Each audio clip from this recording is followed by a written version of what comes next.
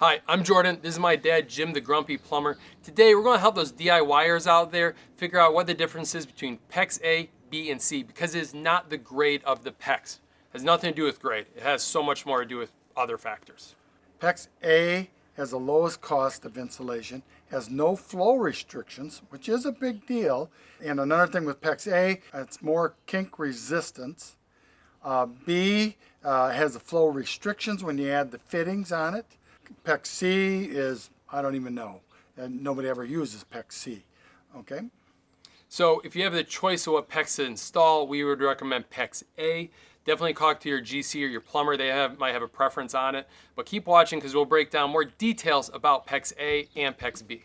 Hi, my dad Jim has been a plumber for 48 years. He's a master plumber in Michigan and a C36 licensed plumbing contractor in California. He has saved my wife and I thousands of dollars. But you just gotta watch out. He gets a little bit grumpy when he's giving advice, so don't piss him off. PEX. First of all, what does it stand for? PE in PEX is polyethylene. The X means that it's cross-linked. We'll go over more of the chemistry later because it makes a difference on oxidation and longevity of the piping. But first, let's talk install. PEX A, Dad, why is it better for install and overall system design? Well, what I like about it is you use a PEX expansion tool. Okay, you have an expansion coupling that slides over the pipe, you expand it, and then you slide the fitting inside. That keeps your flow. You don't lose the diameter of the pipe.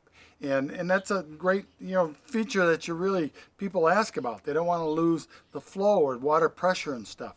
Water volume, you have two types of tools. You have a hand type crimp, which is not very good because when you're crimping the fitting or expanding the fitting, the head must rotate.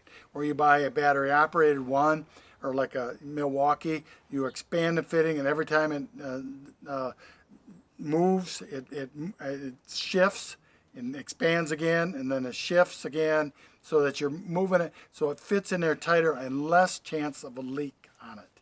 So that's why I highly recommend that over PEX B. So if you do PEX A and you are doing it yourself, really recommend getting that battery operated expansion fitting tool to make sure you install it correctly. Don't get a hand one. What we found, or what my dad's found, as he told me earlier, is that you can buy these tools because they're relatively expensive, and there's a big aftermarket for them. Yeah, you can everybody sell them wants them pretty easily, or even go look on Craigslist or something to see if you can find one used. And they run about $500. And they're well worth it. They're very well worth it. Things go much easier. They're easier to fit into tight spaces with it. But when you start using this PEX, you're going to love it. I mean, there's no sense in using copper. Okay, now for overall system cost for PEX A, what you'll find is that PEX A tubing itself is more expensive than PEX B, but the fittings are cheaper. Now, a lot of it comes down to labor on install, and PEX A is a little easier to install. It's a little faster to install, especially if you get that good tool to use for it. So that's why PEX A also wins in our book, because it's a lower cost too. So now, PEX B. Why does PEX B have a flow restriction to it? Because the fitting is larger, okay? And the fitting goes into the pipe. So the fitting restricts the flow of the water going through it. Then you have a clamp on it that I'm not real impressed with. So that's my feel about PEX B. Yeah, it's lower diameter, you get reduced flow, and also volume of water going through too. A few other things to note. PEX A is more kink resistant, so when you're installing it, you won't get a kink in the pipe, or it's harder to get a kink in the pipe for it. So that's really nice, because if you get a kink in it, you gotta throw it out. You can't use that piece of pipe again. No, you can. No, I gotta correct you. No, pay attention here, okay? If you get a kink in it, you can straighten it out. You can even put some heat to it, and it'll go right back to its natural size, on it. I mean, that's what we used to use years ago on heating. If we got a kink in it, we just put a little heat to it, and it was right back, be able to use it again. The pipe, like this here, okay? Now when you put it back here, it takes a little bit, and it'll go right back to its normal size again. You just want to make sure that you're using elbows, or you're using big sweeps to turn the pipe. So it makes a much better job. And if you kink it, don't worry about it.